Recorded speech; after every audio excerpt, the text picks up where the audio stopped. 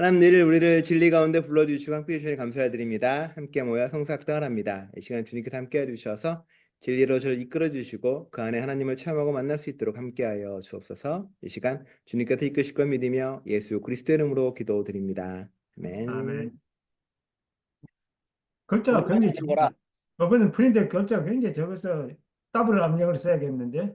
아, 그래요? 야, 다음에 좀 더 크게 하도록 하겠습니다. 제 돋보기로 보인다고 생각을 해서 자, 천천히 읽어볼게요. 어렵진 않아요. 네, 첫 단락입니다. 이 책의 제목에서 알 수 있듯이 제자도란 삶의 상태를 가리키는 말이다. 제자도는 어떻게 살 것인가라는 문제와 관련되며 우리가 내리는 결단이나 믿는 내용뿐 아니라 삶의 상태까지 다룹니다. 요한복음 시작 부분을 보면 인상 깊은 이야기가 나옵니다.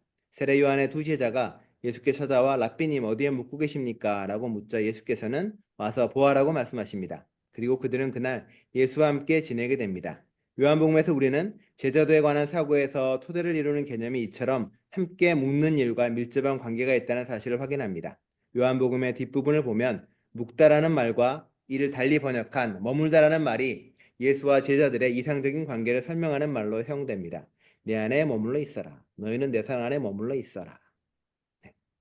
그 제자라는 말에 대해서 사람들이 이제 따라가는 것이라는 데한 이야기를 많이 얘기하잖아요. 따라가라고 이야기하는 여기 보면 아시겠지만 요한복음 같은 경우는 제자도라는 것은 결국 예수를 따라가는 걸 넘어서서 내가 어떤 삶을 살아야 되는가랑 관련이 있는 겁니다. 그냥 그 이야기처럼 요한복음에 나오면은 제자들이 찾아와서 이야기할 때 예수가 뭐라 그러냐면은 와서 보아라라고 말씀하거든요. 그러니까 제자라는 사람은 뭐냐면 그리스도인들은 결국 예수 그리스도와 함께 묵는 사람, 예수 그리스도와 함께 머무는 사람을 의미하고 있습니다. 그러니까 단순하게 그냥 우리가 학교 가서 배우고 끝이 아니라 예수님의 삶을 바로 옆에서 똑같이 머물러서 경험하면서 삶을 그대로 배우는 사람이 제자인 거죠. 우리가 예수님의 제자라고 고백을 할 땐 바로 그런 고백이 들어가 있는 겁니다. 누군가는 그냥 예수를 따르는 사람도 부류가 두 부류였죠. 하나는 제자, 하나는 군중과 무리. 그 중에 어떤 걸 택할지는 바로 우리의 결단이기도 합니다. 제자가 된다는 것은 내가 군중이나 무리에 머물지 않고 그러니까 내가 필요할 때만 예수한테 오고 내가 시간이 날 때만 예수 앞에 오는 사람이 아니라 언제나 예수에게 머물러 있는 사람. 바로 그 제자가 되어야 된다는 거죠. 그리스도인들은 바로 제자로 나아가는 사람들입니다. 뒤에 보겠습니다. 다시 말해 여러분이 제자가 되는 길은 이따금씩 얼굴을 들이미는 일로 이루어지지 않습니다. 제자도는 원래 그리스의 엄격한 문자적 의미로 학생이 됨을 뜻하지만 일주일에 한 번 수업을 듣기 위해 얼굴을 내미는 일을 뜻하지는 않습니다. 제자도는 드문드문 이어지는 간헐적 상태가 아니라 지속적인 관계를 가리킵니다.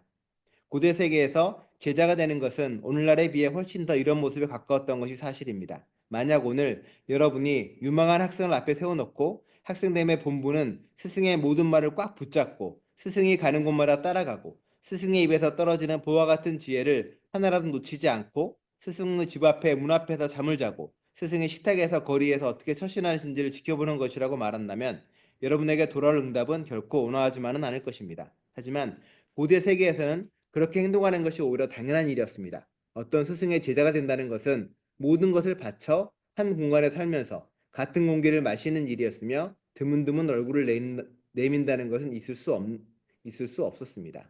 그렇죠? 제자 된다는 것은 바꿔 말하면 그저 잠깐 있는 게 아니라 스승하고 늘 같이 있어서 모든 걸 다 배우는 걸 의미합니다.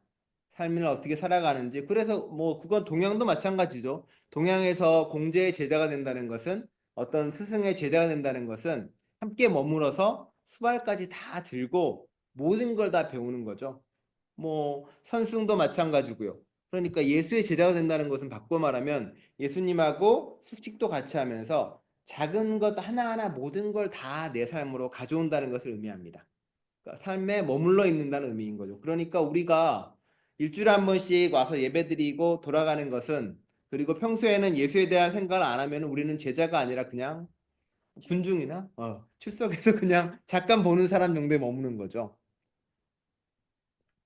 그런 의미에서 제자, 그 다음입니다. 이런 의미에서 곧 제자고 배우는 자가 된다는 것은 쉬지 않고 바라보며 귀 기울여 듣는 일로 이루어지는 삶의 상태를 말합니다. 예를 들어 제자가 된다는 것은 사막교부들의 금원집에서 만나는 수련 수도사의 형편과 많이 비슷합니다. 수련자들은 진리를 배우는 열망을 품고 어른 수도사의 둘레에 맴돌며 이따금 간곡하게 신부님 한 말씀 해주시기 바랍니다라고 요청하고 마침내 상급자가 들려주는 내 죄를 위해 울라 같은 심오한 말을 따라 6주에 걸쳐 침묵 기간을 지내게 됩니다.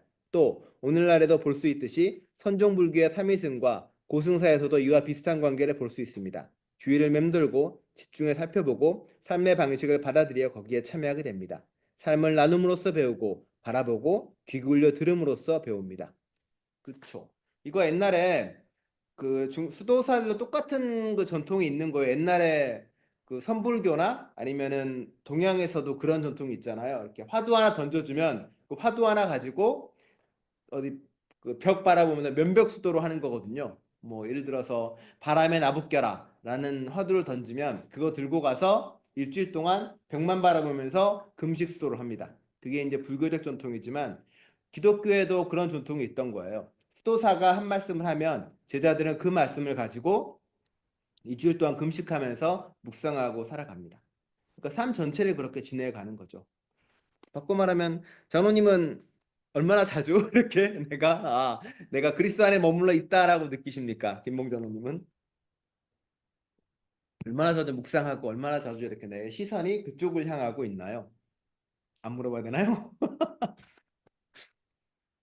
그럼 한 장로님은 얼마나 자주 이렇게 시선이 그리스도를 향하고 계십니까? 성경책. 성경책 볼 때는 그쵸. 사실은 그리스도인들은 늘 얘기하지만 일상의 모든 순간마다 고민을 하게 됩니다. 있잖아, 지금 말씀드렸잖아요. 밥 먹을 때도 내가 이 밥을 먹는 게, 내가 이 일을 하는 게, 이 말을 하는 게 그리스도의 제자로서 어울리나를 고민을 하는 거죠. 내가 돈을 쓰는 것, 내가 뭘 할 때마다 늘 그게 마음에 담아두는 거예요. 그리고 처음에는 그게 습관이 되지 않지만 어느 순간 내가 의식하지 않아도 내가 그리스도의 삶을 따라가려고 할 때 우리는 비로소 제자가 되었다라고 하는 거겠죠. 쉽지 않지만요. 그래서 뒤에 보면 그 다음 단락입니다. 그러므로 요한복음 앞부분에 나오는 짧은 대화, 랍비님 어디에 묵고 계십니까? 와서 보아라. 그들이 따라가서 예수께서 묵고 계신 곳을 보고 그날 그와 함께 지냈다는 제자들에 관해 살피는 일에서 아주 좋은 출발점이 됩니다. 요한이 이 대화를 자기 복음서의 시작 부분에 배치한 것은 우연이 아닙니다. 요한이 제자도에 관해 말하는 것을 파악하려면 제자가 되는 일에 따른 이러한 비간헐적 특성, 곧 함께 머무르고 공유하는 일에 관해 이해할 필요가 있습니다. 그러니까 그 세례 요한이 그 예수님에게 세례 요한의 제자들이 예수님께 찾아오죠. 그래서 물어봐요. 당신이 오실 메시아입니까? 그리스도입니까? 라고 물어봐요. 그러니까 예수가 뭐라 그러냐면은 나와 함께 머물면서 내가 하는 일을 뭘 하는지 지켜봐라. 그리고 가서 세례 요한에게 말해라라고 이야기합니다. 결국 예수님이 어떤 존재인지 알기 위해서는 왔다 갔다 간헐적으로 있는 게 아니라 계속 그 옆에 머물면서 무엇을 하는지 보고 알고 깨달아야 제자라는 겁니다. 그래서 우리는 제자가 되기 위해서 애쓰고 노력하는 사람들이죠. 그래서 그 다음입니다. 인식하고 집중하기에 나와 있습니다. 자, 페이지로는 3페이지죠. 써있지는 않습니다. 이렇게 장소와 환경과 삶의 상태를 공유하는 일에 관해 좀 더 자세히 설명해야 마땅하겠으나 우선은 그것과 관련된 것으로 인식의 상태로서의 제자도에 대해 잠시 생각해 보려고 합니다. 제자로 세움받은 목적은 지식을 받아 적고는 돌아가서 그것에 관해 생각하는 데 있지 않습니다. 제자로 사는 사람은 변화를 이루는 것을 목적으로 삼으며 그 결과 전체 세상을 경험하고 이해하는 방식이 바뀌게 됩니다. 이게 되게 놀라운 경험인데 그 예수 그리스도를 만나고 그리고 그 말씀을 따라가려고 하다 보면 가장 놀라운 게 세계관이 바뀌게 되는 겁니다. 세상을 보는 방식이 달라지죠. 옛날에는 뭐 자본주의 살아다 보면 내 옆에 있는 사람은 나의 경쟁자이거나 혹은 내 옆에 있는 사람은 내 목적을 위한 수단이 된다거나 하게 되는데 이게 어느 순간 제자가 되는 상황을 통해 바뀌게 되면 저번에 말씀드린 것처럼 세상 모두가 다 하나님의 사랑받는 것으로 보이게 된다는 거예요. 나무 한 그루에서 풀 한 포기에서 하나님의 숨결을 보게 되는 거고요. 내가 싫어하는 낯선 사람에게서 하나님의 모습을 발견하게 됩니다. 그러면 나는 세상을 바라보는 관점이 달라지는 거죠. 모든 죽어가는 것들을 사랑한다는 마음이 생겨나는 거고요. 모든 것 속에서 하나님을 바라볼 수 있게 됩니다. 농사 지으시니까 장모님도 아시잖아요. 이렇게 풀 한 포기에 숨겨 있는 그 풀 한 포기에도 장모님의 사랑이 담겨 있고 장모님의 정성이 담겨 있잖아요. 마찬가지 것처럼 세상 모든 것 속에 담겨 있는 하나님의 정성을 바라보게 됩니다. 그럼 당연히 내가 달라질 수밖에 없겠죠. 함부로 모든 걸 대할 수 없는 존재가 돼갑니다. 그런데 그러기 위해서는 우리가 먼저 훈련하고 알아야 되는 것들이 있어요. 그 밑에가 그 이야기가 나옵니다. 탁월한 웨일즈계 영국 시인인 데이빗 존스는 후기에 펴낸 시에서 시인인 자신과 하나님의 관계를 다음과 같은 날카로운 말로 묘사했습니다. 문명의 전환기에는 그분을 놓치기 쉽다. 인식으로서의 제자도는 문명의 전환기나 다른 어디서건 여러분이 하나님이나 예수 그리스도를 놓치는 일이 없도록 돕는 역량을 개발하고자 했습니다. 이렇게 볼 때 인식은 이른바 기대하는 일과 뗄 수 없는 관계에 있으며 이러한 특징은 진정한 제자의 모습을 가장 선명하게 보여주는 한 가지 면모입니다. 제자들은 언제라도 스승이신 주님을 통해 놀라운 일이 일어나고 평범한 일을 통해 큰 일이 발생할 것이요. 그렇게 해서 새빛이 세상을 비추게 될 것이라는 점을 당연하게 여긴다는 점에서 기대하는 사람들입니다. 주님께서 뭔가 놀라운 일을 말씀하시거나 보여주실 터인데 여러분이 주님의 무리 안에 속하고 여러분의 인식이 조류 관찰자의 인식과 비슷해질 때 실제는 활짝 열리게 됩니다. 근데 이게 뛰어난 조류 관찰자는 한 곳에 자리를 잡고 침묵을 유지하면서 조급해하거나 안달하지 않고 시선을 흐트러뜨리지 않는데 그곳이 바로 뭔가 놀라운 일이 돌연 눈앞에 펼쳐질 자리라는 것을 알기 때문입니다. 이게 무슨 말이냐면 제가 가장 이해 못했던 취미 중에 하나가 캐나다 사람들의 버드 와칭하는 취미를 가진 사람들이 있어요. 새를 이렇게 봅니다. 근데 새 보고 나서 하는 건 없어요. 새 가만히 본 다음에 자기 스크랩북에다가 체크합니다. 아, 나 이 새 봤어. 끝이에요. 근데 그분들이 뛰어난 조류 관찰자는 새에 늘 언제나 새를 관찰하고 있죠. 그리고 그 새가 난다던가 먹이를 먹는다던가 뭔가 새로운 것을 할 때마다 그 안에 놀라움과 경이로움을 발견을 합니다. 그리스도인의 제자라는 특징은 뭐냐면 항상 그리스도에게 집중을 하고 있습니다. 예배 드릴 때에도 일상을 할 때도 뭘 기대하냐면은 그 일상의 모든 순간 가운데서도 하나님이 나에게 새로운 진리를 보여줄 거라는 확신 가운데 기다리는 겁니다. 설교를 듣는데 늘 목사가 똑같은 설교를 해요. 똑같은 설교를 하고 똑같은 이야기를 한단 말이에요. 비슷한 얘기를 하겠죠. 뭐 저도 마찬가지고. 그런데 거기에 집중을 하고 거기에 귀를 기울이다 보면 어느 순간 똑같은 말을 하는데 지난주와 똑같은 말을 하는데 지난주에는 들리지 않았던 깨달음이 지난주에는 보지 못했던 진리가 들어올 때가 있다는 거예요. 그게 그 목사가 잘나서나 그 설교가 놀라서가 아니라 집중하고 바라보는 나 때문에 생겨나여지고 보여지는 뭔가가 있다는 거예요. 그 마음으로 세상을 바라보게 된다면 그것이 보여진다는 거죠. 그게 신학적으로는 이제 하나님이 무언가를 통해서 나에게 자신을 드러내는데 그 순간을 우리가 놓치지 않게 된다는 겁니다. 딴짓하고 주위를 둘러보다 보면 번뜩이는 그 무언가를 놓치게 되는 거죠.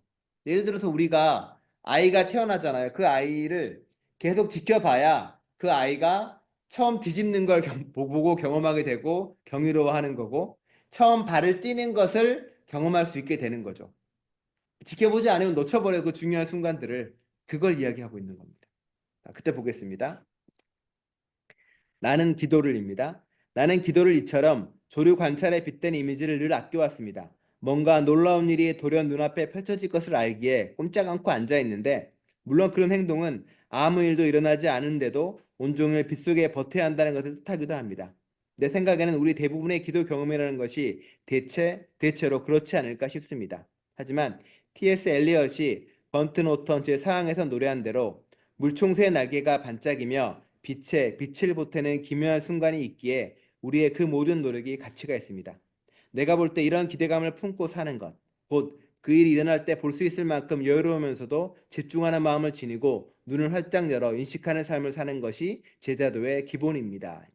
뭐 이게 되게 힘든 경험인데 내가 누군가를 위해서 애타게 기도를 합니다. 아프고 힘든 사람을 위해서라던가 혹은 누군가를 위해 기도를 하는데 항상 그 기도의 응답에 대해 집중하고 있을 때 우리는 깨닫게 돼요. 그 사람이 병이 치유되거나 낫는 그런 경험들이 아니라 어느 순간 그 사람이 그 내 기도에 응답하는 것처럼 그 병을 이겨낼 수 있던 희망 가운데 살게 된다거나 혹은 내 기도에 대해서 응답받는 것처럼 마치 그 사람이 조금이라도 더 병에 대해서 저항하려고 애쓰고 노력하는 모습을 보게 된다던가. 그러니까 이건 마치 번뜩이는 순간처럼 잠깐 지나간 걸 수 있어요. 여기 얘기한 것처럼 물총새의 날개가 반짝이며 빛을 보태는 기묘한 순간을 포착해 나가듯이 내 기도에 대한 응답이 어떤 식으로 이루어질지가 정말 찰나적으로 지나가는 경험 속으로 만나지는 경험들이거든요. 그런 것들을 볼 수 있다라고 이야기합니다. 그래서 그 뒤에 보면 나옵니다. 3페이지 두 번째 면이죠. 이처럼 복음서에서는 제자들이 단순히 듣는 일에서 끝나지 않고 보는 사람으로도 그려집니다. 제자는 모든 곳에서 실마리를 찾아내는 사람입니다. 우리는 이 일이 여러 복음서에서 매우 다양한 모습으로 나타나는 것을 볼 수 있는데, 말하자면 예수의 제자들은 제 나름의 다양한 방식과 속도로 사물을 이해합니다. 예를 들어 마가복음은 제자들이 실마리를 찾아내는 일에서 믿을 수 없을 정도로 둔감한 것으로 묘사하는 경향이 있습니다. 한마디로 말해 제자들은 그 일을 할 줄 모릅니다. 물총새가 쏜살같이 지나쳐간 뒤 베드로나 다른 제자들은 돌이켜 그걸 놓쳤네라고 말합니다. 이에 반해 요한복음에서 우리는 제자들이 그의 영광을 보고 이해하기 시작한 때부터 인식과 깨달음의 순간들은 차곡차곡 축적해 왔음을 보게 됩니다. 예수님이 부활해서 나타나시잖아요. 그런데 제자들은 그 예수님을 온전히 만나지 못하는 경험들을 합니다. 예를 들어서 갈릴리까지, 엠마오까지 동행했던 제자들은 길에서는 예수님을 알아보지 못해요. 근데 식사에서 밥 먹을 순간 예수님을 알아보고 인식하고 보게 됩니다. 신기하죠? 그 오랜 시간 동안 있었는데 왜 밥 먹을 때 알아보게 되었을까요?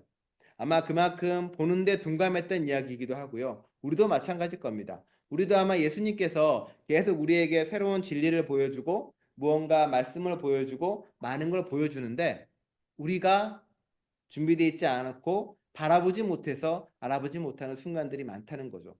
하나님은 세상에 수많은 진리의 파편들을 주셨고 진리의 빛을 주셨는데 우리가 바라보지 못했기 때문에 알지 못하는 게 있다는 겁니다. 성경은 그걸 우리에게 끊임없이 보여주고 말하고 있는 거죠. 다음입니다. 이 봄이라는 주제, 베드로와 사랑받는 제자가 빈 무덤 속으로 몸을 굽혀 개켜있는 수위를 보는 일에 절정에 이릅니다. 이 본문은 참으로 놀라운 구절인데 먼저 베드로가 안으로 들어가 살펴보는 노티스의 순간과 다른 제자가 들어가 보는 시입니다. 시 순간을 아주 선명하게 구분짓기 때문입니다. 정말이지 우리는 요한복음 이야기 전체에서 이 두 단어가 사용하는 예를 도표로 작성해서 요한이 제자의 사명이라고 제시하는 인식의 여러 단계와 양식을 도출할 수도 있습니다. 그래 왜? 그러니까 노티스라 뭔가 깨닫는 순간이 있는 같은 걸 보는데 베드로는 빈 무덤을 보고 거기서 깨달아 예수가 어디 갔지? 라는 의문과 동시에 부활의 순간을 깨닫고요. 누군가는 그냥 빈 무덤을 보면서 비었네?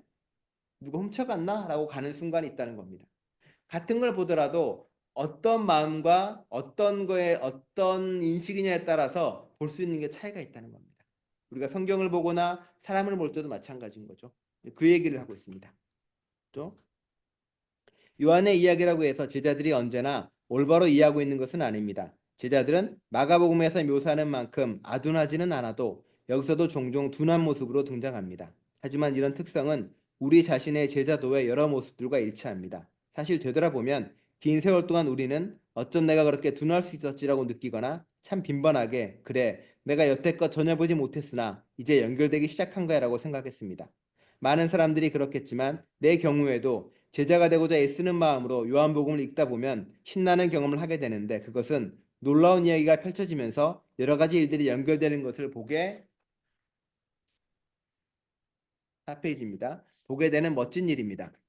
베드로와 요한이나 나머지 제자들도 실상은 우리와 크게 다르지 않았다고 나는 확신합니다. 말하자면 그들도 그들 나름대로 우둔한 시절을 보냈습니다. 하지만 그날들은 또한 사물들이 연결되기 시작하는 날이요. 여러분 앞에서 드러나는 크고 놀라운 그림의 실마리를 발견하는 날이기도 합니다. 네. 이 경험이 아마 가장 쉽게 벌어지는 사실 성경에서 벌어지는 경험이에요. 저도 이제 신학을 공부하고 책도 보고 논문도 많이 보지만 성경을 볼 때마다 깨달음이 올 때가 있는 거죠. 이때 이랬구나. 이게 앞이랑 어떻게 연결되고 뒤랑 어떻게 연결되는구나. 이 말씀이 나랑 어떻게 연결되고 이 세상과 어떻게 연결되는구나라는 걸 온전히 깨닫는 순간들이 있습니다.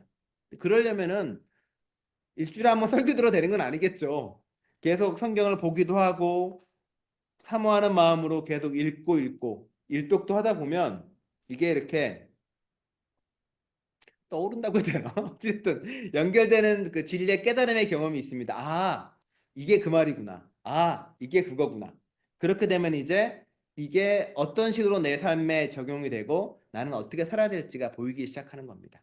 삶의 의미와 가치도 보이게 되고요. 지나가는 길, 앞으로 갈 길도 내 눈앞에 선명하게 보여지는 거죠.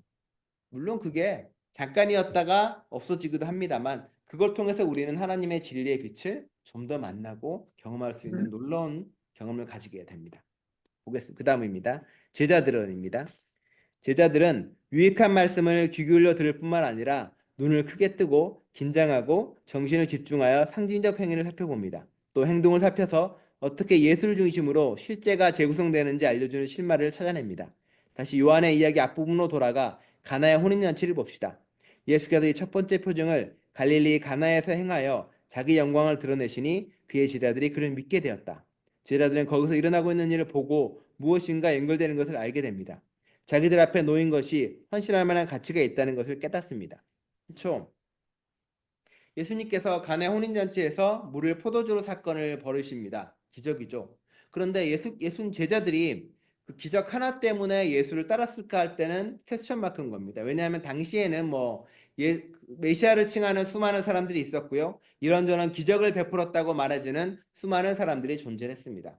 그런데 제자들은 예수를 보고 무언가 자신과 연결되어 있다는 것을 깨달아가는 거죠. 아, 저 사람과 내 삶과 저분의 삶이 뭔가가 좀 다르다고 느꼈을 겁니다. 봄을 통해서요. 그리고 자신의 삶을 결단하고 다른 삶을 살아가게 되는 거죠. 그 경험에 대한 이야기입니다. 그런데 밑에 봅니다. 그러나 그런 표징과 상징적 행동들은 종종 난해하거나 모호합니다. 복음서 이야기들 중에는 흔히 그렇게 행하신 목적이 무엇인가라는 질문이 따라붙습니다. 공간복음서를 보면 예수께서 예루살렘으로 가시던 길에 무화과 나무를 저주하신 일이 나옵니다. 거기서 일어난 사건을 보고 제자들이 당황했던 일은 현대의 많은 독자들에게서 일어납니다. 하지만 거기서 일어난 일은 이를테면 예수께서 행동을 통해 제자들에게 너희는 그것을 어떻게 이해하느냐? 너희는 그 일이 무엇을 말하는지 아느냐라고 말씀하시는 것입니다. 그렇죠? 계속 그 성경에 보면 우리가 이해하지 못하거나 아직 깨닫지 못하는 것들이 제자들을 만나고요. 우리도 계속 연구하고 있습니다. 그 밑에 보면 또 나옵니다.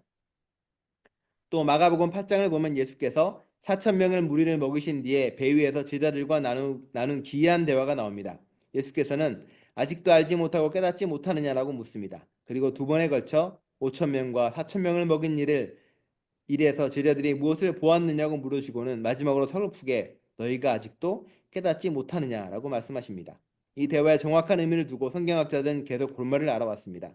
하지만 오늘 우리에게 중요한 점은 예수께서 제자들에게 인식하고 기대할 것을 요구하신다는 것입니다. 다시 말해 말씀에 귀 기울여 듣는 일 못지않게 주의를 기울여 행동을 살펴보고 물총소의 날갯짓처럼 돌연 세상을 변화시키는 빛이 나타날 때 놓치지 않을 만큼 내적 평정을 유지해가면서 지켜보라고 요구하십니다.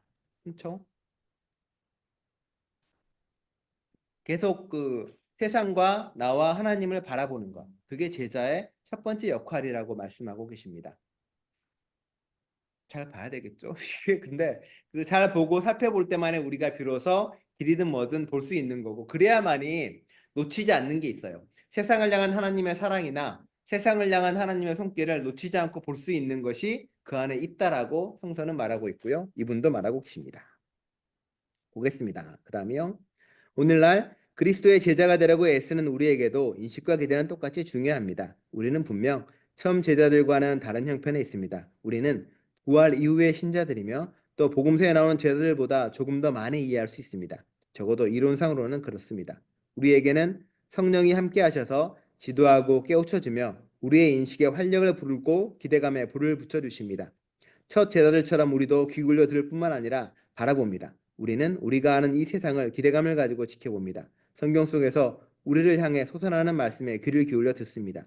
또 성사를 통해 교회가 자신의 정체를 드러내는 놀라운 행위를 바라보면서 성령께서 다시 연결을 이루어 주시도록 구합니다. 그렇죠? 이거는 설명 그 밑에입니다.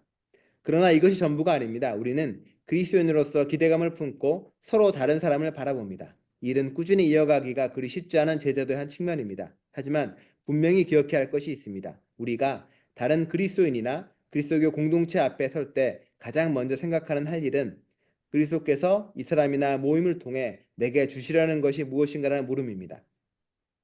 우리와 함께하는 다른 그리스도인들을 얼굴을 맞대고 볼 수 있는 것이 아니라는 점을 고려하면 이렇게 하는 것이 참 어려울 수 있습니다. 그렇다고 해도 예수께서는 우리를 하나로 묶어 주셨으며 그래서 우리는 그런 기대감을 품고 서로에게 다가섭니다. 이렇게 말한다고 해서 여러분이 다른 그리스도인들이 말하거나 행하는 일에 무조건 동의해야 한다는 뜻은 아닙니다. 다만 예수 그리스도께서 지금 여기서 내게 주시는 것이 무엇인가라는 물음으로 시작해야 한다는 의미입니다. 정치나 숨겨진 의도 혹은 그와 비슷한 일 따위에 전혀 신경 쓰지 말고 단지 그런 질문으로 시작하시기 바랍니다. 그럴 때 여러분은 제자도에서 한 걸음 더 앞으로 나아갈 수 있게 됩니다. 우리 교회가 이렇게 서로에게 기대감을 품는 모습으로 바뀔 수 있을까요? 그렇게 된다면 참으로 성서적이면서도 복음으로 다듬어진 교회를 경험하게 될 것입니다. 그렇죠? 그러니까 저 목사도 마찬가지. 제가 이제 우리 교회를 왔잖아요. 제가 처음 와서 제게 스스로에게 던지는 질문도 이거죠. 하나님이 이 교회를 통해서 내게 하시고자 하는 일이 무엇일까? 하나님이 이 많은 사람들을 통해서 내게 하고자 하는 말씀은 뭘까? 하나님이 새롭게 맺어지는 인연을 통해서 나에게 무엇을 보여주시고 나에게 어떤 일을 행하실까입니다. 그거는 어떤 의무나 혹은 목적이나 그런 게 아니라 설레임으로 사실은 다가오게 됩니다. 제가 사실 뭐 한장모님을 생전 뵌 적이 한 번도 없잖아요. 그러다가 50 넘고 한참 지나서 처음으로 인연을 맺게 됩니다. 그 인연이라는 게 내가 맺은 인연이 아니라 하나님이 묶어주셔서 하나님이 이루어갈 어떤 세상에 관련된 설레임으로 만나게 되는 거죠. 그럼 저는 기대를 하는 겁니다. 하나님이 우리의 관계 속에서 어떤 일을 만들어 갈지, 또 내가 만들어갈 새로운 관계 속에서 교회를 어떻게 이루어 나갈지, 그 설렘으로 기대임으로 함께하는 거죠. 제가 김봉자님과도 마찬가지인 거죠. 김봉자님과도 처음 만남은 이제 장로님께서 좋은나무교회를 방문했을 때가 처음 만남이잖아요. 그리고 나서 계속 만남이 이어지면은 저는 기대감이 있는 거죠. 아, 장로님과 함께 만들어갈 관계, 장로님과 함께 만들어갈 교회, 함께 이루어갈 그 무언가, 그리고 장로님을 통해 드러낼 하나님의 목소리. 그러니까 이 설렘이 항상 있는 거예요, 교회는.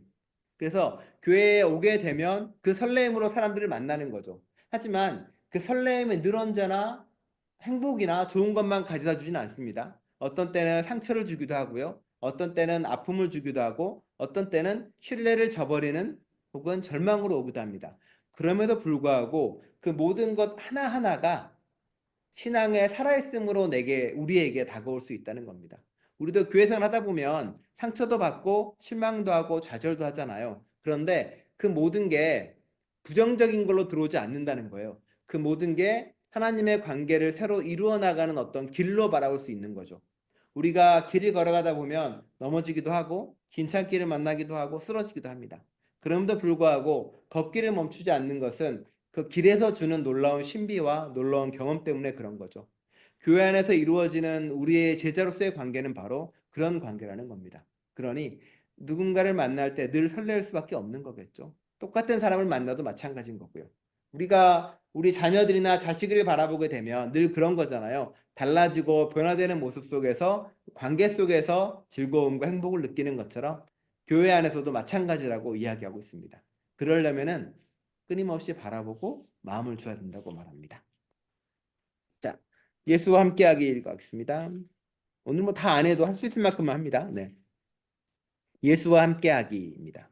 인식, 기대, 삶의 상태로서의 제자도. 이것은 모두 제자란 따르는 사람이란 개념과 밀접하게 얽혀 있습니다. 이렇게 귀 기울여 인식하고 기대감을 지니는 것은 따르는 행위를 전제합니다. 인식하고 기대하는 행위는 기꺼이 주님 계신 곳을 찾고 주님 가신 곳으로 따라 나서는 일로 이루어지기 때문입니다. 그런데 복음서에는 주님께서 가신 곳을 살펴보면 그곳에 우리가 갈 만하다거나 가고 싶다는 생각이 들지 않을 때가 참 많습니다. 그래서 우리의 처형도구 곧 십자가를 지고 그분 가시는 길을 따른다는 말이 나온 거지요. 이 말이 참 친숙하고 경건하게 다가오지만 본래의 의미대로 끔찍하고 혹독한 말로 새롭게 들릴 필요가 있습니다. 그렇죠? 가끔 십자가를 지란 말을 그냥 내가 교회 나오는데 힘든 게 많아. 내가 그리스도 뜻대로 살려는데 장애가 많아라는 걸로 인식을 하는데 그게 아니라 정말로 심각한 거는 이렇게 얘기한 것처럼 십자가를 진다는 거는 내가 죽을 각오를 하는 거고 바꿔 말하면 내 스스로 내가 죽을 장도 선택하는 게 아니라 주님께서 나로 하여금 내 갈 길을 정해준다는 의미이기도 합니다. 다음 보겠습니다. 여기 보면 이제 여기서 잠깐 누가복음 14장을 살펴봅시다. 이 말씀에서 예수께서는 제자들이 어떻게 살아서는 안 되는지 계속해서 힘주어 말씀하십니다. 참 감당하기 힘든 말씀이십니다. 예수께로 나온 사람은 부모나 처자식, 형제 자매보다 그분을 더 사랑하지 않으면 그분의 제자가 될 수 없습니다. 당연히 자기 자신보다도 그분을 더 사랑해야 합니다. 누구든지 자기 십자가를 지고 나를 따라오지 않으면 내 제자가 될 수 없다. 제자가 되는 일을 두고 이처럼 할 수 없다고 말하는 언어가 14장 전체에 경종을 울리며 이어집니다. 하지만 요점은 이렇습니다. 여러분이 주님 계신 곳에 함께하려고 할 때 여러분 생각에 자연스럽고 평안한 일로 떠오르는 것들만으로 여러분이 있게 될 자리가 어떤 곳인지 결코 알 수 없다는 점입니다. 여러분이 있게 될 자리는 여러분 스스로 정할 수 있는 것이 아니며 심지어 여러분의 특성이나 관계들에 결정되는 것도 아니고 언제나 주님께서 정하십니다. 누가복음과 요한복음에서 말하는 것처럼 제자는 스승보다 높지 않기 때문입니다. 주님과 함께 한다는 것은 궁극적으로 그분과 여러분의 관계에 비추어서 여러분이 어떤 사람인지 결정된다는 점을 인정하는 것입니다. 만약 다른 관계들이 이 기본적 관계를 왜곡시키면서까지 여러분을 규정하게 된다면 여러분은 여러분 자신의 행복은 물론 주위에 있는 모든 사람의 행복을 위해 극히 중요한 것을 잃어버리게 됩니다.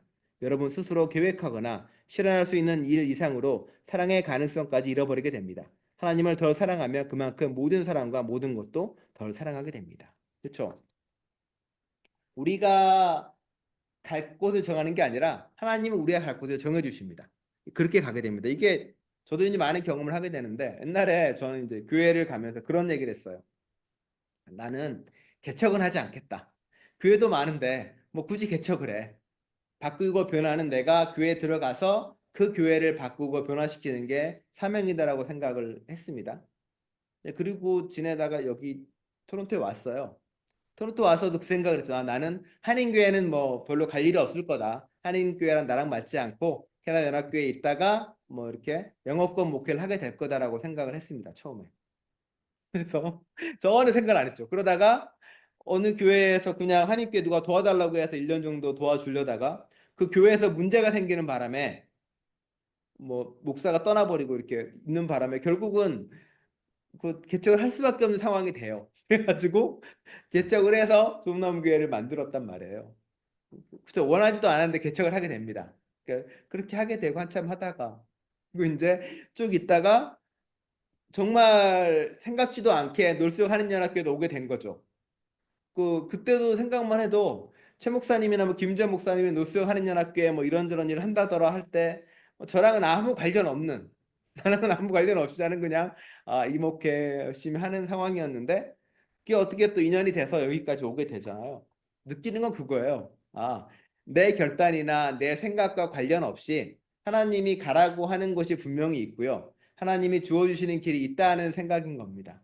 그래서 하나님은 그곳에 가서 내가 할 일을 보여주는 거죠. 내가 하는 일은 뭐냐면 그 음성이 그 목소리가 하나님의 것인지 내 것인지에 대한 구분인 거죠.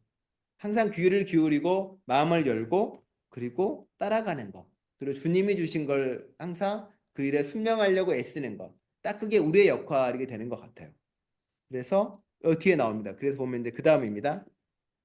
그래서 주님을 따르는 목적은 그분과 한 자리에 있기 위해서입니다. 매우 흥미로우면서도 서로 약간 다른 두 가지 방향의 이 개념은 다를 수 있습니다. 첫째는 아주 자명하면서도 신약 성경의 제자들에 관해 생각하는 데 중요한 개념입니다. 예수께서 계신 곳에 있다는 말은 예수께서 찾으시고 지키시는 사람들의 무리 안에 있다는 것을 뜻합니다. 예수께서는 소외된 사람, 멸시당하는 사람, 불행한 사람, 자기 혐오에 빠진 사람, 가난한 사람, 병든 사람의 무리를 선택하시며 그래서 여러분도 그 무리에 들게 됩니다. 만일 여러분이 예수께서 계신 곳에 있기를 원하고 또 간헐적인 것이 아니라 삶의 방식으로 제자도를 실천한다면 당연히 여러분은 그분이 계신 그 인간 무리에 속하게 됩니다. 이 사실은 또 제자도가 우리의 무리를 선택하는 일이 아니라 예수의 무리를 선택하는 일과 관계가 있다는 점을 다시 깨우쳐 줍니다. 더 정확히 말하면 예수의 무리를 위해 우리가 선택되었다는 사실을 받아들이는 것이라고 말할 수 있습니다. 네. 제가 이 부분에 대해서 옛날에 얼마 전에 들었던데 이명식 집사님도 그런 얘기를 하시더라고요. 이명식 집사님이 이야기를 하시면서 본인은 어쩌면 본인이 가지고 있는 소명 중에 하나가 우리 교회 시니어분들이 많은데 어쩌면 그 시니어분들을 섬기고 돌보는 게 나의 삶의 자리고 어쩌면 예수님이 부르신 것 같다라고 고백을 하시더라고요. 그렇죠. 예수님이 당연히 시니어 분들과 어쩌면 나이 많으셔서 불편하고 힘드신 분들을 돌보고 그들과 함께하는 것처럼 예수님과 함께하겠다는 것은 그런 사람들을 섬기고 돌보면서 내가 그 무리에 함께 있다는 고백과 마찬가지인 거겠죠. 네. 내 주위에 누가 있는가에 따라서 사실은 우리도 그걸 고민하는 겁니다. 내가 어떤 무리에 들어 있는가에 따라 내가 예수와 함께 있는가 없는가로 구분되어지는 겁니다. 내 주위에 있는 사람들이 전부 다 알고 보면 이제 뭐 잘 먹고 잘 살고 삶에 아무 문제가 없고 그런 사람들에게 나와 같이 들어있다면은 어쩌면 나는 예수가 사랑하는 무리에 들어있는 것들이 아니라 예수님이 별로 관심 없는 사람들의 무리에 들어가 있는 것도 있겠죠. 하지만 돌이켜보면 내가 지금 힘든 사람이나 아픈 사람이나 내가 그들과 함께 있다면 나는 예수님이 사랑하는 무리에 들어있는 거죠. 보겠습니다. 그 다음입니다. 이런 까닭에 교회의 역사 전체를 살펴볼 때 오늘날도 역시 예수의 훌륭한 제자들은 만약 자기네가 예수가 계신 곳에 있기를 원하지 않았더라면 결코 함께 어울리게 되리라고 생각조차 못했던 사람들의 무리에 자신들이 껴있는 경험을 합니다. 그들은 복음을 전하기 위해 땅끝까지 나갔으며 낯선 사람들 한가운데서 어떻게 여기까지 이르게 되었을까라고 놀라워합니다. 그렇죠? 내가 예수가 아니라면 이런 분들과 어떻게 함께 있을까라는 얘기를 한다는 거죠. 여기서 이제 놀라운 인물이 나오는데 19세기에 선교 활동을 펼쳤던 탁월한 인물 토마스 프렌치 같은 사람을 생각해 보십시오. 그는 많은 시간을 페르시아만 지역에서 사역하며 주교로 봉사했습니다. 그 당시 그 지역의 그리스도인들은 한 자릿수에 불과했습니다. 결국 그는 열병에 걸려 무스카트 넘어갑니다. 6페이지입니다.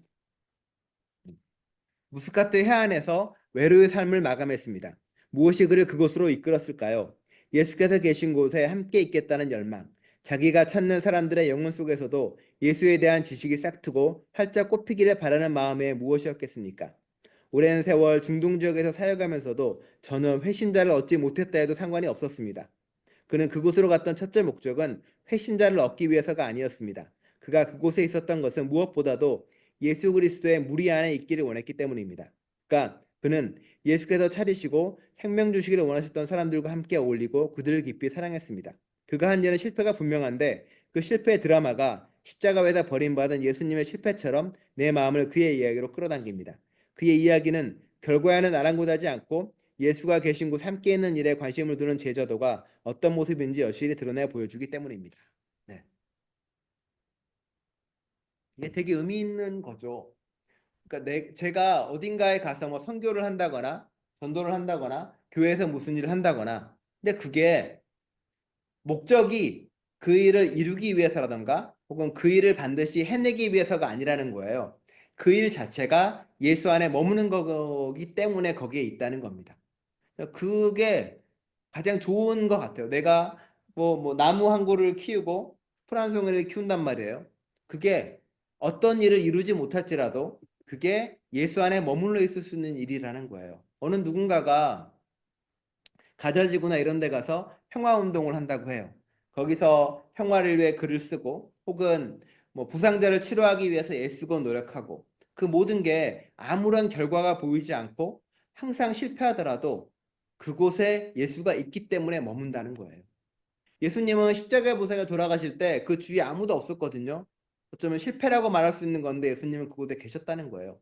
우리가 하는 일은 결과를 얻기 위한 일이 아니라 예수와 함께 머무는 게 목적이 있기 때문에 그렇습니다. 예수와 함께 예수님의 그곳에 나도 그곳에 있는 거고 그냥 그 일을 계속 해나가는 겁니다. 그러니 결과가 어떻든 그 일에 실패하든 성공하든 그게 크게 우리를 힘들게 하지 않는다는 겁니다. 우리가 이 교회에서 우리 교회에서 함께 하는 거는 예수님이 우리 교회에 머물러 있고 우리가 거기에 머물러서 예수님과 함께 살아가기 위해서입니다. 어쩌면 우리 교회가 엄청나게 부흥하지 않을 수도 있고요. 어쩌면 우리가 원한 만큼 무언가 되지 않을 수도 있어요. 하지만 이곳에서 우리가 최선을 다하는 것은 예수님이 우리 교회에서 우리와 함께 하기 때문에 그런 거고 우리가 하는 일이 예수 그리스도와 함께 머무는 일이기 때문에 그러합니다. 열매를 따지 못해도 이루지 못해도 과정 가운데에서 있는 것 자체가 의미 있다고 이야기합니다. 그래서 그 다음 보겠습니다. 아들을 통해 아버지와 함께하기입니다. 예수와 함께하는 일에 따르는 또 한 가지 훨씬 더 중요한 결과가 있습니다. 요한복음에서 거듭 분명히 강조하는 결과입니다. 내가 있는 곳에는 나를 섬기는 사람도 나와 함께 있을 것이다. 라고 예수께서 말씀하십니다. 그런데 요한이 복음서 앞부분에 하는 말에 의하면 예수 그리스도께서 계신 곳은 아버지의 마음입니다. 오랜 번역본들을 따르면 하나님의 말씀은 아버지의 품속에 있습니다. 예수님께서 계신 곳에 우리도 있습니다.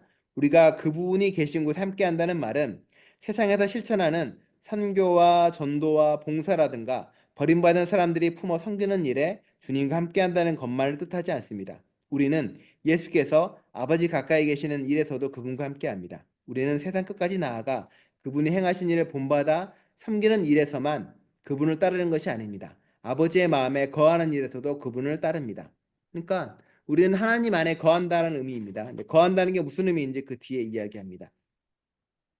요한복음을 보면 제자들이 주님 하신 말을 본받아 행하는 방식과 예수께서 아버지와 자신의 관계에 관해 말씀하신 것 사이에 밀접한 관계가 있습니다.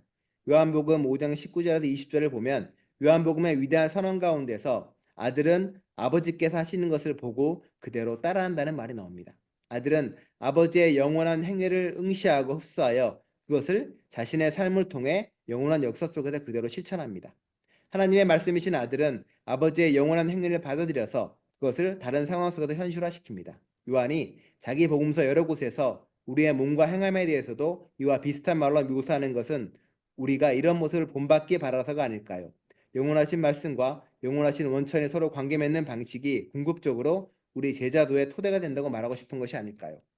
그러니까 우리가 뭐 선교사로 간다든가 혹은 놀라운 일을 행하는 게 아니라 내가 내 삶에서 스스로가 본받으려고 애쓰고 노력하는 것. 내 안에서 하나님의 말씀이 들어와서 녹아서 내 삶으로 되려고 하는 것. 그러니까 배우는 자세 그만으로도 예수님 안에 머무는 것이고 하나님의 마음에 머무는 거라는 겁니다. 성경 공부를 통해서 말씀을 통해서 예배를 통해서 끊임없이 우리가 하나님의 지식을 흡수하고 하나님의 영을 받아들이고 그 자체만으로도 우리는 따르는 사람들이라고 고백하는 겁니다. 그래서 그 뒤에 볼게요. 이 사실을 요한복음 7장 3절 4절의 내용과 비교해 보십시오. 이 본문에서 예수의 형제들은 여기에서 떠나 유대로 가셔서 거기에 있는 형님의 제자들도 형님이 하는 일을 보게 하십시오. 알려주기를 바라면서 숨어서 일하는 사람은 없습니다라고 말합니다. 흔히 그렇듯이 여기에는 반어적 의미가 담겨 있습니다. 즉 예수께서는 예루살렘으로 가셔서 드러내놓고 행동하실 터인데 그 행동은 결국 고통과 죽음으로 이어질 것이라는 말입니다. 제자들은 예수의 고통과 무기력함이 바로 그분의 행동이요 심지어는 신적 행동이라는 것을 보게 될 것입니다. 고별담을 이루는 핵심 묵상들에서도 역시 예수께서는 고난당하면서도 하시는 일이 무엇인지 보는 것이 가장 중요하다고 말합니다. 제자들은 예수께서 목숨이 달린 위험한 일에 뛰어들어 무슨 일을 하시는지 보고서 그것이 아버지께서 하시는 일을 하는 것이라는 사실을 압니다. 또 제자들은 예수와 아버지께서 서로에게 돌리는 영광을 보고서 그 영광이 자기들에게 허락된 것을 봅니다.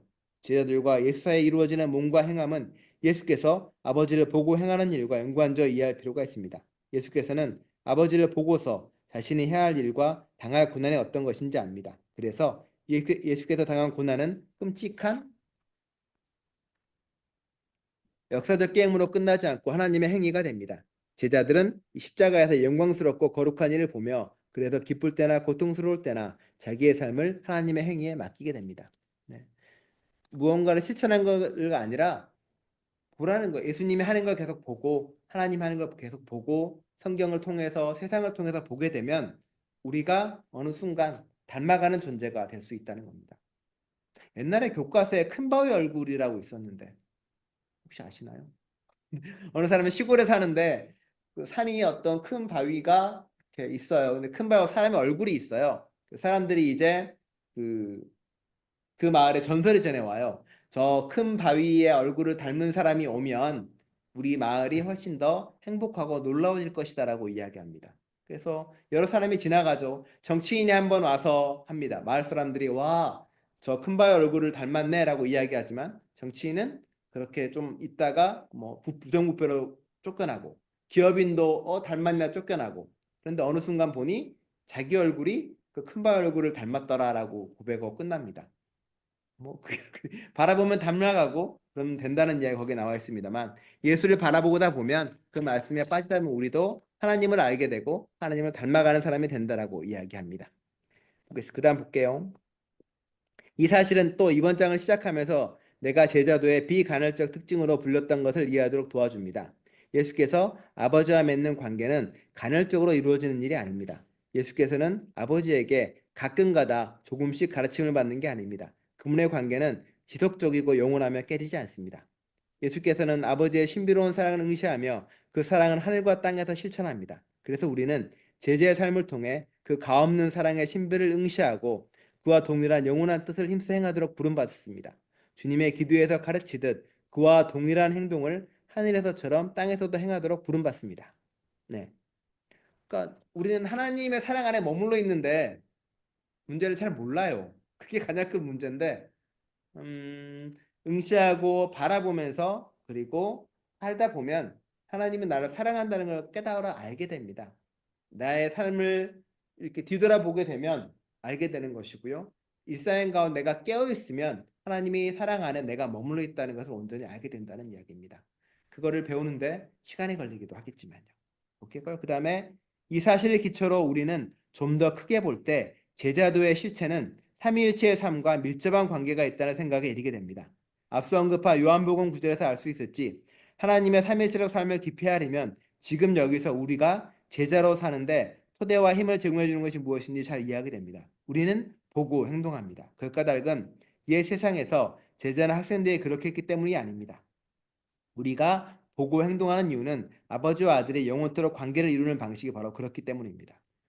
예수님이 하나님 안에 머물러 있어요. 우리도 삼위일체는 뭐냐면 하나님이 있고 그리고 예수 그리스도가 있고 내 안에 성령님이 있단 말이에요.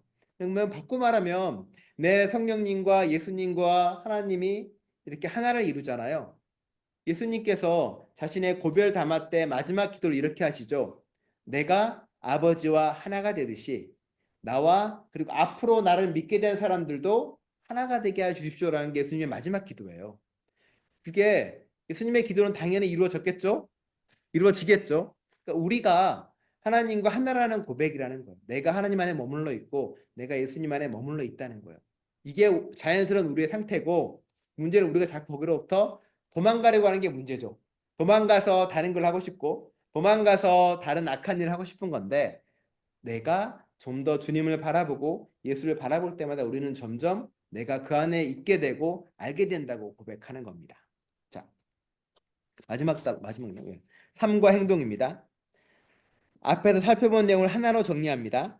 성경적 관점에서 제자의 정체성을 살펴보면 간단히 말해 한결같은 마음으로 그리스도의 무리 안에 있겠다는 자발적 태도라는 것을 알 수 있습니다. 이 말이 현대를 사는 그리스도인들에게 실질적으로 의미하는 것은 그리스도를 섬기는 다른 종들의 무리와 늘 함께하고 성경 속에 계시된 그리스도와 교제하며 기도를 통해 성령 안에서 아버지와 아들과 교제하는 일에 힘쓴다는 것입니다. 이 모든 일은 우리에게 일정한 수준의 내적 평정과 균형, 다시 말해 조류 관찰자의 집중력을 요구합니다. 또 주의 집중과 기대감, 곧 자의 집착하는 데서 해방되어 하나님께서 그리스도 안에 베푸시는 일을 향해 마음을 열고 돌아서는 마음의 태도를 요구합니다.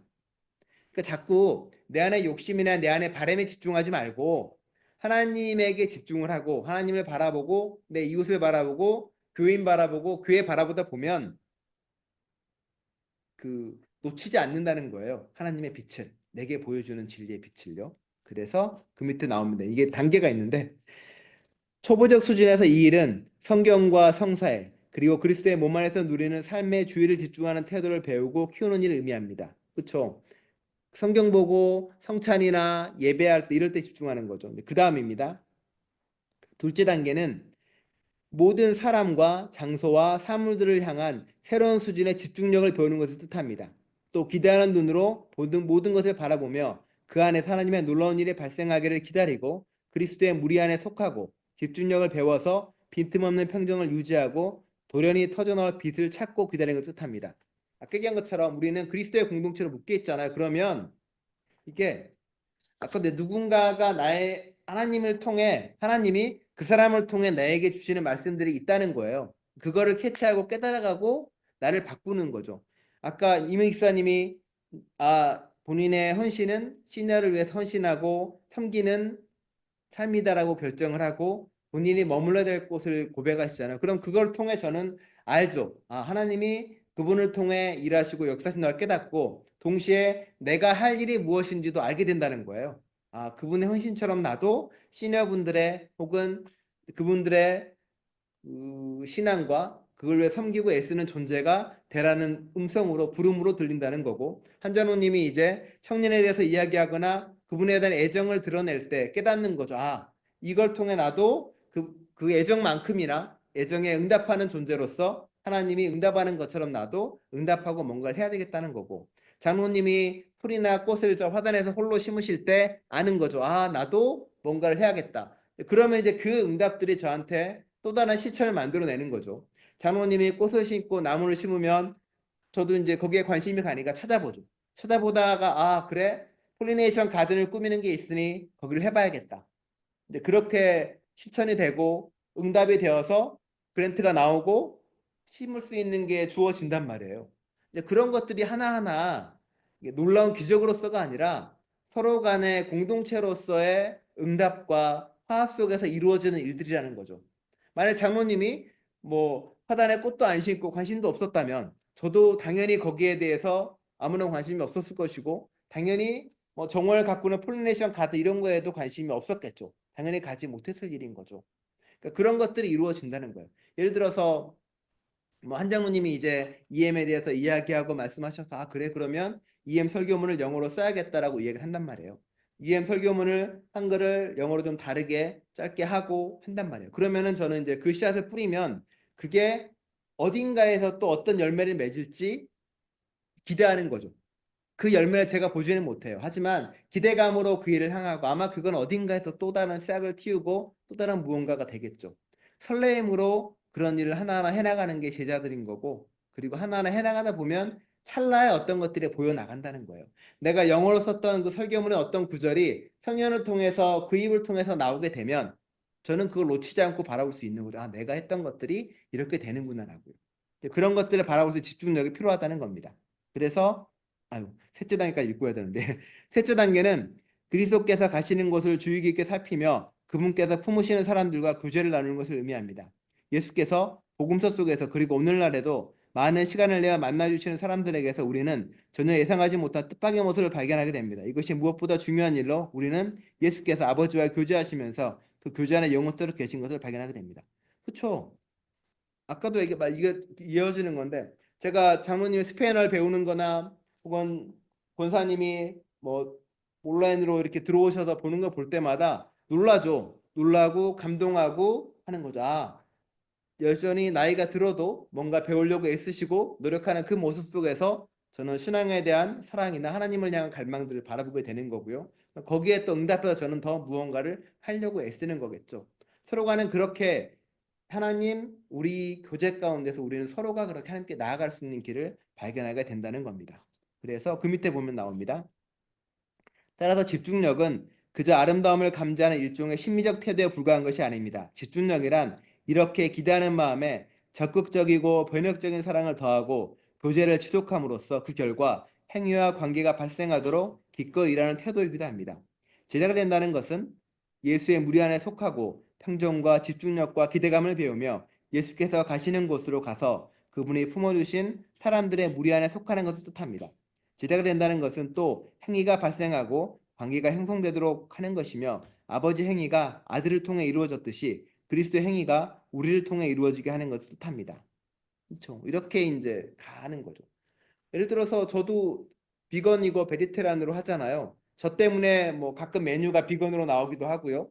그리고 뭐 교회 학교가 비건 음식을 준비하기도 합니다. 어쩌면 수고로운 일이고 번거로운 일인데 그걸 통해서 생태 환경이나 창조 질서 보존도 되고 하는 거잖아요. 서로가 이렇게 같이 나아가고 이루어지는 겁니다. 마지막 단락이 아니네요. 이것을 이렇게 성경을 통해 살펴본 제자의 정체성을 기초로 삼아 우리는 예수를 따르는 제자도가 아버지와 아들과 성령의 관계로 구현되는 삼위일체적 삶의 양식, 곧 관상적 삶의 양식이라는 마지막 페이지입니다. 사실을 알 수 있습니다. 이 말은 우리 모두가 은둔 수도자가 되어야 한다는 뜻이 아니라 온전한 평정과 균형을 유지할 만큼 성숙하여 다른 사람과 세상을 향해 열린 자세를 지닐 수 있어야 하며, 그 결과 하나님의 행위를 담아내는 변혁적 삶을 이루어 우리 자신과 주위의 환경과 세상을 변화시킬 수 있어야 한다는 의미입니다. 되게 거대한 말과 커다하고 놀라운 얘기 같은데 그 뒤에는 다른 얘기를 합니다. 삼일체적 삶, 관상적 삶, 변화적 삶. 여기서 관상과 행동 사이에는 전혀 대립이 없습니다. 그런데도 그리스도인들이 흔히 걸려 넘어지는 끔찍하고 진부한 사고 가운데 하나가 어떤 것이 더 중요한가를 따지는 물음, 곧 관상이냐 행동이냐를 묻는 물음입니다. 이 물음에 관한 대답은 명백합니다. 만일 여러분이 행동 없는 관상이나 관상 없는 행동을 생각한다면 인간의 삶에 실로 열매를 주지 못할 뿐만 아니라 심지어 삶을 파괴할 만한 선언문을 작성하는 셈이라는 점입니다. 관상과 행동은 묶어야 합니다. 관상이란 결국 신앙을 바라보는 건데 관상은 변혁적 행동의 진정한 근거를 향해 마음을 여는 일입니다. 그래야 둘이 서로 대립하는 고착 상태에 빠지지 않게 됩니다. 기도와 행동을 가르치는 위대한 스승들은 이 둘을 아주 탁월하게 하나로 묶었습니다. 예를 들어 아빌라의 테레사는 이렇게 표현합니다. 머리카락을 쭉 뼛서게 하는 온갖 신비 경험을 통해서 마침내 우리가 진전을 이룰 때 생겨나는 일은 아주 평범합니다. 마음속에 자리 잡은 영원한 사랑이 가득 차서 우리 일상에 작고 평범한 일을 조금 더 잘하게 된다는 것입니다. 그러니까 하나님을 안다고 해서 큰 일을 갑자기 잘하는 게 되는 게 아니라 이 아빌라의 테레사는 온갖 신비 체험을 다 하거든요. 근데 그 신비 체험을 한다고 해서 갑자기 놀랍고 거대한 일을 한다는 게 아니에요. 여기 얘기한 것처럼 우리 일상의 작고 평범한 일을 조금 더 잘하게 된다라고 고백하는 거예요. 그러니까 하나님을 알게 되면 세상을 변혁하는 일이라고 하지만 거대한 무슨 일이 아니라 분리수거를 좀 더 잘한다던가 혹은 다른 사람들에게 좀 더 사랑하고 부드러운 말을 잘하게 된다던가 조금 더 음식 쓰레기를 안 버리게 된다던가 일상의 작은 일들을 조금 더 잘하는 사람이 된다는 거예요. 그게 세상을 바꾸는 일이라고 이 사람들은 이야기하고 있는 겁니다. 마지막 단락입니다. 이처럼 하나님과 다른 사람에게 집중하고 기대함을 지닌 습성의 결과로 이 세상 속에는 여러분에게 하나님께서 정하신 변화가 일어나게 만드는 존재와 행동의 양식이 형성되고 가득 차게 됩니다. 이 일은 눈 부릅뜨고 주먹 불끈 쥐고 싸우고 애써서 이뤄내는 것이 아니라 뭔가 중요한 일이 발생하도록 내어 맡길 때 일어납니다. 다시 말해 여러분의 인식 안에서 뭔가 저항할 수 없는 일, 곧 하나님께서 계획하신 일에 활짝 피어나 하나님만에 이룰 수 있는 차이가 완성되도록 내어 맡길 때 일어납니다. 지금까지 살펴본 대로 제자란 간단히 말해 배우는 사람입니다. 그리고 이 말은 궁극적으로 제자가 무엇을 배우느냐의 문제입니다. 다시 말해 이 세상 속에서 어떻게 하나님의 행위가 살아 역사하는 자리가 되느냐의 문제입니다. 그러니까 늘 얘기하는데 내가 나를 비우면 내가 나를 하나님께 맡기면 하나님이 그 일을 하게 하십니다. 내 고집을 부리지 않고요. 내 고집을 내려놓으면 물이 흘러나오는데 나를 맡기듯 하나님이 나를 쓰십니다. 어떤 방식으로든. 다만 내가 내 것을 주장하는 순간 우리는 하나님으로부터 벗어나게 되는 거죠. 내가 일상에서 작고 평범한 일을 좀 더 잘하는 사람이 되는 일이 신앙인이 되는 일이고요. 나를 맡기는 일입니다. 나를 맡기는 게 뭐냐고 묻는 궁극적인 질문이 나오는데 그것은 비우면 이게 비워야 되는 수밖에 없어요. 그냥 내 욕심을 비워놓고 하나님을 계속 바라보고 집중하게 될 때 그 말씀이 내 안에 스며들어서 나로 하여금 자연스럽게 무언가를 하게끔 만듭니다.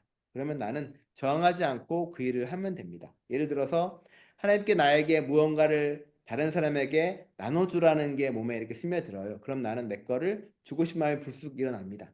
근데 거기에 또 어떤 마음이 일어나냐면 아 이거면 나는 뭘 할 수 있는데 너무 아까운데 너무 저 사람 내가 주기엔 너무 안 좋은 사람인데 이렇게 일어나는 것은 이제 내 욕심과 내 마음인 거죠. 그러지 말고 나누라는 마음이 일어나는 순간 그 마음에 나를 맡기는 겁니다.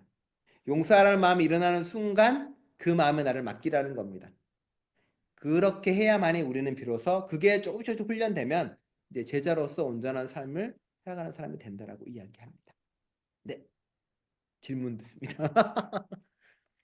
질문 있나요, 장로님? 한장로님, 장로님만 두 분이시군요, 오늘은. 네. 그 제자가 된다는 게 우리는 보통 거창하게 뭐 십자가를 지고 따르라 그런 게 제자가 된다고 생각했는데 오늘 이 말씀을 보니까 그냥 맡기고 살아가는 게 하나의 제자가 된다는 그런 걸 깨닫게 되네요.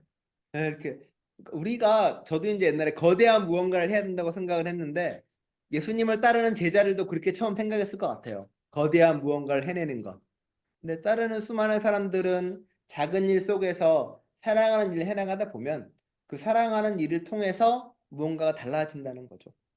우리는 사실 그쵸. 일상에서 그런 성실하고 작은 신앙의 실천들이 하나님이 그걸 가지고 세상을 바꾸는 일을 해나가시는 거죠. 예를 들어서 한 여인은 예수님의 발을 씻기잖아요. 향유로 머리로 간져준단 말이에요. 어떻게 보면은 그 여인은 자신이 할 수 있는 최단의 것이었는데 예수님은 그걸 통해서 성경에 남기고 그걸 통해서 헌신을 가르치고 그걸 통해서 세상의 수많은 사람들 헌신을 배워 나가잖아요.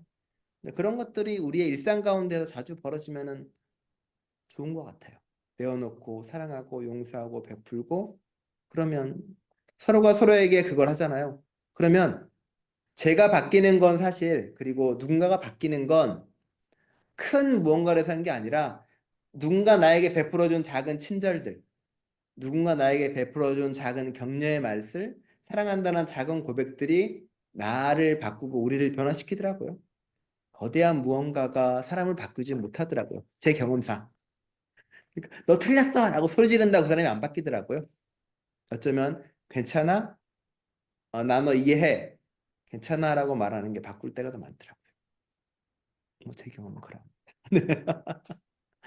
어쨌든 뭐 우리 교회도 그런 공동체로 서로가 잘 사랑했으면 좋겠습니다. 기도하겠습니다.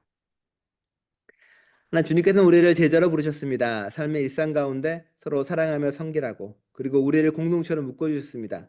서로가 서로에게 필요한 존재이기에 서로가 서로에게 하나님 안에서 한 가족이기에 서로가 서로를 바라보며 달라지고 변화되고 또한 서로가 서로 가운데서 하나님을 발견할 우리를 묶으셨습니다. 우리가 그런 교회가 되기 원합니다. 우리가 타인과 모든 창조 세계와 그런 관계를 맺어가기 원합니다. 모든 것 속에서 하나님을 발견하는 제자가 되기를 그리고 모든 것 속에 발견되는 하나님의 우리를 맡기는 제자가 되기를 간절히 소망합니다. 그 제자가 되도록 애쓰고 노력하겠습니다. 우리 함께하여 주옵소서. 예수 그리스도의 이름으로 기도드립니다. 아멘. 아멘.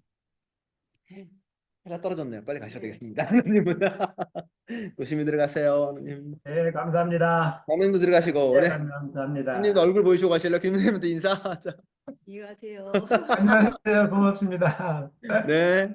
들어가세요, 하나님. 네.